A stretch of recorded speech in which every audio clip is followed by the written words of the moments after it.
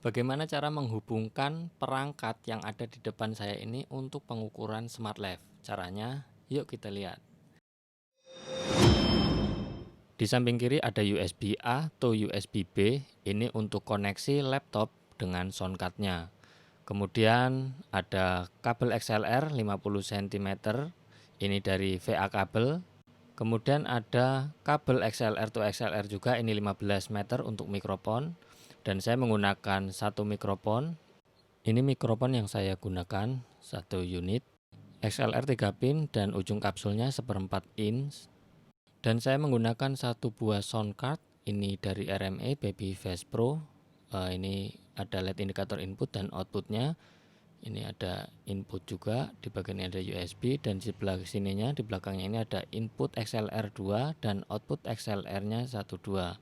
Nah, nanti untuk ngatur levelnya kelihatan di sini indikatornya. RMI-nya ini akan dikoneksikan ke laptop saya. Nah, laptop saya gunakan ini MacBook Air 2015, laptop yang sudah cukup jadul juga. Ini kabel USB yang saya gunakan untuk menghubungkan laptop dengan sound card atau audio interface-nya. Sebelum saya menghubungkan kabel USB-nya, saya akan memasang dulu routing kabel XLR ini di bagian input dan output. Yang pertama saya hubungkan output 2-nya ini masuk ke input 2. Ini nanti digunakan untuk referensi dari sinyal yang ada di smart life-nya. Ini seperti ini, input 2, ini output 2. Cara routing dengan soundcard yang lain ini sama, yang penting perhatikan input dan outputnya. Output satunya ini nanti digunakan untuk output menuju ke mixer atau ke manajemen speaker jika tidak menggunakan mixernya. Oke, ini cara routingnya. Output 1 dan output 2 ini memiliki fungsi yang berbeda. Output 2 ini untuk referensi dan output satunya ini digunakan untuk output ke mixer atau manajemen.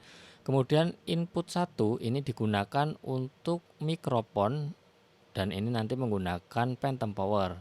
Lihat di sini, output 2 masuk ke input 1 dan output satunya ini untuk ke mixer, dan satu input lagi ini untuk mikrofon.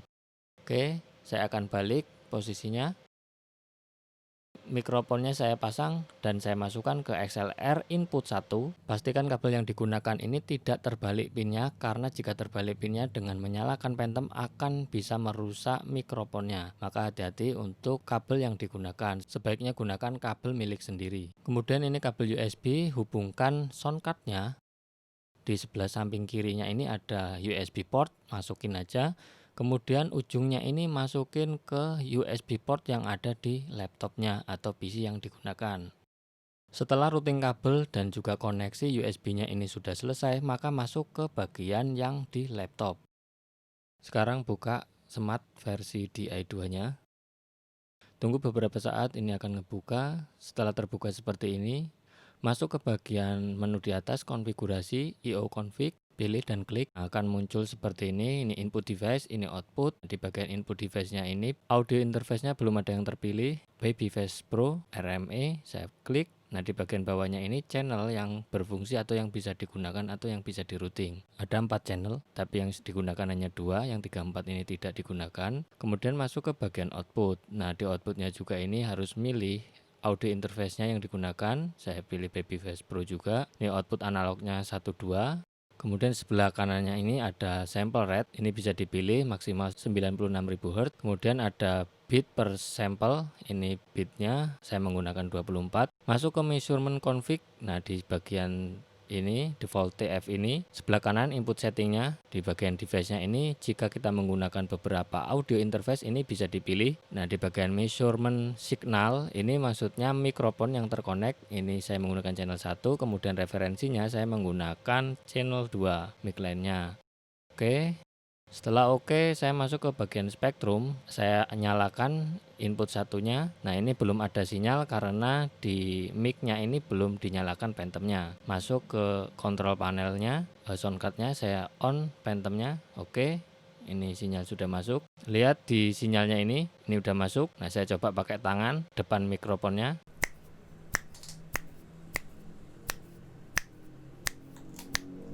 Oke, sinyalnya sudah masuk, ini berarti fungsi mikrofonnya ini sudah berfungsi. Kemudian kalau mic 2-nya ini di on, ini nggak ada karena belum ada loopback-nya. Masuk ke transfer function, nyalakan ini on-nya. Oke, sinyalnya belum ada di mic-nya aja ini, referensinya belum keluar sinyal. Kemudian di bagian pink noise samping kanannya ini, nah diklik, pilih output device-nya ini yang sama seperti yang di awal, kemudian main outputnya, dan analog ini untuk referensi output, ini analog 2. Kemudian levelnya, dan ini adalah jenis dari sinyalnya yang bisa diubah. Oke, saya nyalakan pink noise, ini sudah nyala pink noise-nya, nah ini referensinya sudah naik segini.